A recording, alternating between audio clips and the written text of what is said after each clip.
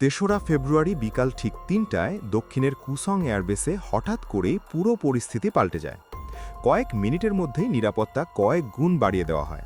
যেখানে প্রতিদিন সামরিক বিমান ওঠানামা করে, সেই আকাশ মুহূর্তেই ফাঁকা করে দেওয়া হয়। সব এয়ার ডিফেন্স সিস্টেম একযোগে সক্রিয় করা হয়। চারপাশে নেমে আসে অস্বাভাবিক নীরবতা, আর বেসের ভেতরে প্রস্তুত রাখা হয় বিশাল আকারের হুয়াসাং-17 ব্যালিস্টিক মিসাইল। স্বাভাবিকভাবেই প্রশ্ন ওঠে, হঠাৎ এত সতর্কতার কারণ কি? অদ্ভুত বিষয় হলো, এর ঠিক 2 ঘন্টা আগেও সব কিছু ছিল সম্পূর্ণ স্বাভাবিক।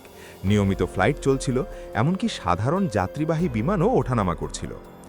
সমস্যার সূত্র ধরা পড়ে প্রধান রাডার কন্ট্রোল রুমে।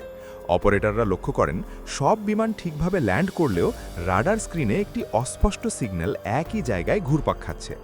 সিগন্যালটি স্পষ্ট নয়, কারণ সেখানে ব্যবহৃত সাধারণ রাডার খুব উন্নত ছিল না। তবুও বিষয়টি সন্দেহজনক মনে হয় কর্মকর্তারা পর্যবেক্ষণ চালিয়ে যান। কিছুক্ষণ পর সিদ্ধান্ত নেওয়া হয় উন্নত রাডার সিস্টেম চালু করার। নতুন রাডার অন হতেই পরিষ্কার চিত্র ভেসে ওঠে, মাটি থেকে প্রায় 16 কিলোমিটার উপরে একটি অজানা উড়ান্ত প্ল্যাটফর্ম ঘোরাফেরা করছে। এটি খুব দ্রুত গতির নয়, আবার পুরোপুরি স্থিরও নয়। তবে এত উচ্চতায় দীর্ঘ সময় অবস্থান করা সাধারণ বিমানের পক্ষে সম্ভব নয়, তাই সঙ্গে সঙ্গেই একটি যুদ্ধ বিমান পাঠানো হয়। বেস থেকে উড়ে যায় একটি MiG-29 ফাইটার জেট।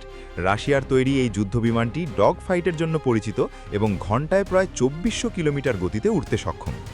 পাইলট দ্রুত সেই রহস্যময় সিগন্যালের দিকে এগোতে থাকেন, কিন্তু সমস্যা দেখা দেয়। অজানা প্ল্যাটফর্মটি এমন উচ্চতায় ছিল যেখানে সাধারণ ফাইটার জেটের পৌঁছানো কঠিন।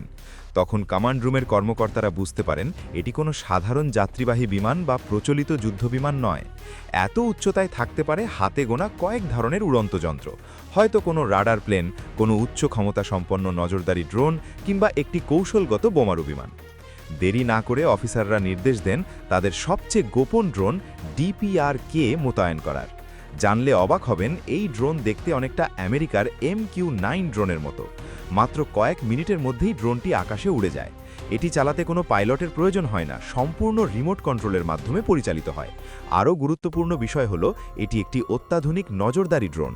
এর গতি তুলনামূলক কম, ঘণ্টায় প্রায় 450 কিলোমিটার, কিন্তু এর আসল শক্তি অন্য জায়গায়।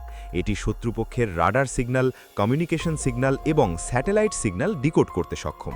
আর এটিকে পাঠানোর মূল কারণ হলো, এটি মাটি থেকে 26 কিলোমিটার পর্যন্ত উচ্চতায় উঠতে পারে।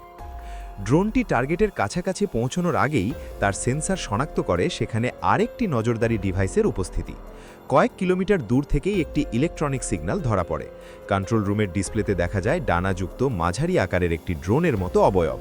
তখন কমান্ড রুমে উত্তেজনা চরমে পৌঁছে যায়।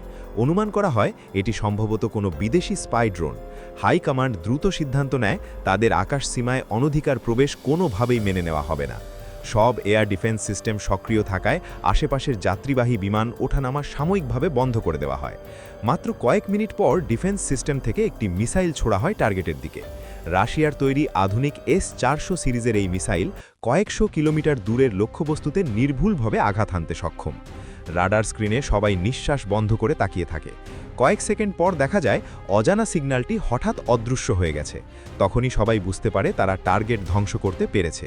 পরে দেশের শীর্ষ নেতা কিম জং সতর্কবার্তা দেন, আকাশ সীমায় অনধিকার প্রবেশ করলে কঠোর জবাব দেওয়া হবে। ঘটনাটি আন্তর্জাতিক মিডিয়ায় সংক্ষেপে প্রকাশ পেলেও পরে আর তেমন কোনো আপডেট পাওয়া যায়নি। ফলে প্রশ্ন থেকেই যায়, আকাশে আসলে কি ছিল, সেটি কোন দেশের ছিল, আর পুরো ঘটনাটি কি শুধুই একটি নজরদারি অভিযান, নাকি বড় কোনো কৌশলগত পরীক্ষার অংশ? এমনই রহস্য আর অজানা মিলিটারি ঘটনার বিশ্লেষণ নিয়ে আবারও হাজির হব মায়া ল্যাবে। ভিডিওটি ভালো লাগলে লাইক দিন, শেয়ার করুন এবং অবশ্যই সাবস্ক্রাইব করুন মায়া ল্যাব চ্যানেলটি। Thanks for watching.